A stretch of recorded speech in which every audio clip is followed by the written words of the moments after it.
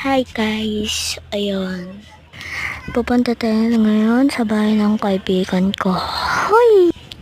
So ayan, mag-post muna bago tayo pumunta. Mag-smile muna.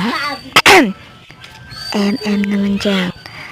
Uy, charot lang. So ayan, papunta na tayo. Ayan yung chinelas ko. Yan, suot ko na ang chinelas. Ang chinelas ko, suot ko na po. So ayan, papunta na ako. Saraduhin ko lang tong gate. Kasi medyo malayo-layo pa kasi yung bahay nila.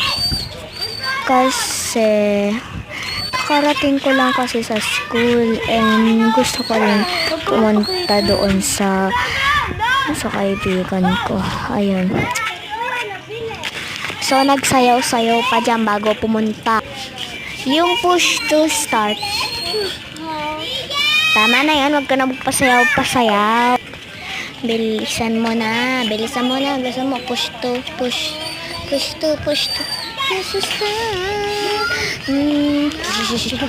Charot. So, ayan, punta na tayo. Let's go. So, ayan, papunta na tayo. Medyo malayo-layo din kasi yung bahay nila. Charot! Malapit-lapit lang kasi. So, ayan, pupunta na ako. May shortcutan pa kasi.